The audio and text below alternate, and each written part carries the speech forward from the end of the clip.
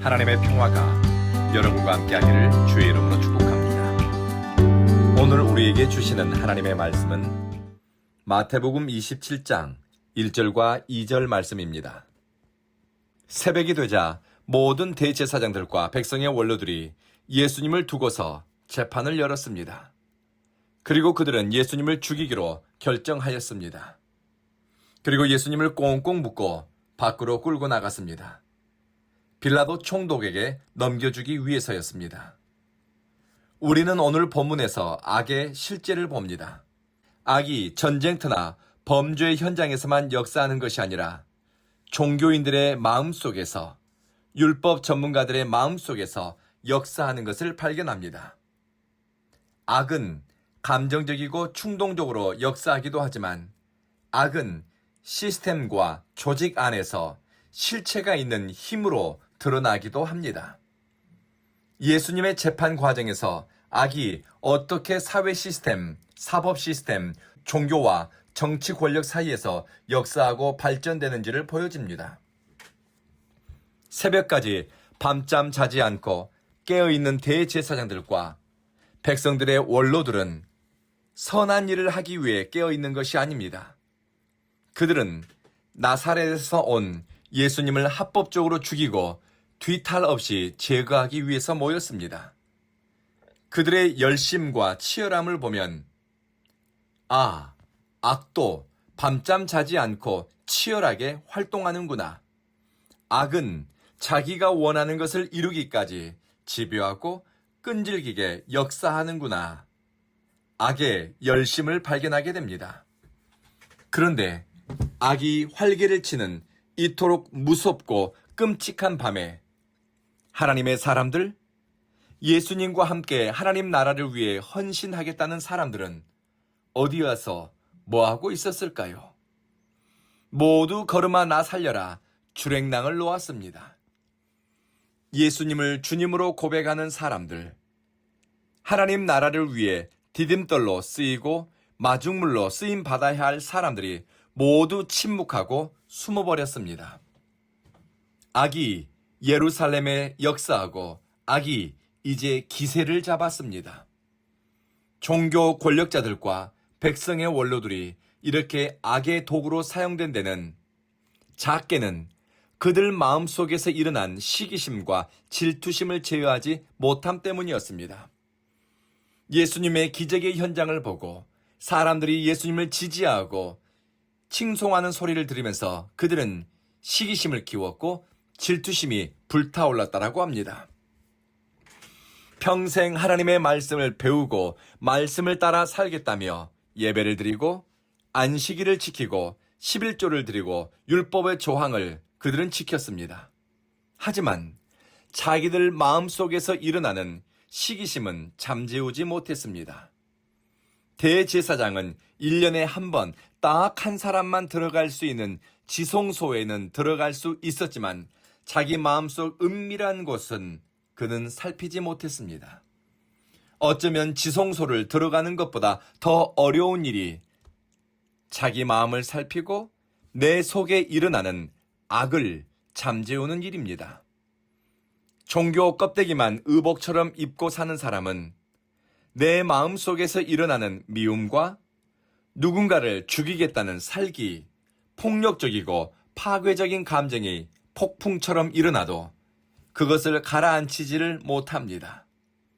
진리를 배우고 진리를 따라 사는 사람은 밖의 대적과 싸우는 노하우, 경쟁에서 승리하는 비법보다 내 안에 자리 잡은 골리앗 같은 거인, 내 안에 뿌리내린 악의 실체와 싸우고 죄를 이기는데 뜻을 둡니다. 악은 자기 이익을 지키기 위해서라면 어떠한 불의한 연대와 협력도 마다하지 않습니다. 진리가 빠진 마음속에서 자란 악은 거침이 없습니다. 종교는 가졌을지라도 진리가 주는 생명을 가지지 못한 사람은 어둠의 일을 쫓는 데 익숙합니다. 이기적이고 탐욕적인, 기만적이고 악한 선택을 쫓는 사람들과 동무하고 연대합니다. 성경은 말씀합니다. 속지 말라. 악한 동무들은 선한 행실을 더럽히느니라. 누구와 친구하고 동무를 해야 할지 수없이 경고합니다. 악에 충동질 당한 사람들은 예수 한 사람을 잡기 위해 그들이 알고 있는 법 지식, 전통에 대한 노하우, 권력자들과의 사회적 관계 모든 것을 이용했습니다. 하나님 경외하는 마음이 사라진 곳에서는 율법도 사람을 판단하고 죽이는 도구로 쓰임받습니다. 생명에 대한 경외심이 사라진 사회에서는 법도 사람을 해치는 수단이 됩니다. 예수님이 사로잡히고 재판을 받고 처형당하기 직전의 예루살렘의 밤이 그리고 새벽이 그러했습니다. 그리고 악에 기울어진 사람들은 한 생명을 보호받아야 할 인격체로 보지 않습니다. 예수님은 한 영혼이 천하보다 귀하다고, 잃어버린 한 마리의 양을 위해 목자가 목숨을 건 수고를 하는 것처럼 주님은 한 영혼에 최선을 다하셨습니다. 참 목자는 영향력의 크기가 아니라 영혼의 소중함, 생명의 가치 때문에 선택합니다. 하지만 악에 충동질당한 종교인들, 겉껍데기만 걸친 종교 권력자들에게 예수님은 살아있는 한 생명체, 보호받아야 할 인격체가 아니었습니다. 제거되어야 할 대상 어떤 것에 불과했습니다. 마귀적인 세계관은 타인을 온전한 인격체로 보지 않습니다. 숫자와 기능으로 파악합니다. something, 어떤 것으로 대상을 인식합니다. 대표적인 사람이 애굽의 바로였습니다. 그래서 자기에게 정치적으로 위협이 된다 싶으면 이스라엘 민족의 남자아이들은 다 죽이라고 명령을 내렸습니다. 또 바로는 비돔과 람세성을 건축하면서 이스라엘 노예들을 동원했습니다. 그들을 짐승처럼 부렸고 착취했고 억압했고 생명을 빼앗았습니다. 예수님은 바로 이런 노예들의 부르짖음을 듣고 그들을 애굽에서 구원해냈습니다. 그리고 예수님은 잃어버린 한 마리의 양을 위해 선택했고 마을마다 다니며 천국 복음을 전파하고 각종 병자들을 치료하며 하나님의 말씀을 가르쳤습니다. 우리는 예수님의 재판정에서 역사한 악의 실체, 대제사장들의 마음과 생각 속에서 작동하는 악의 메커니즘을 봅니다.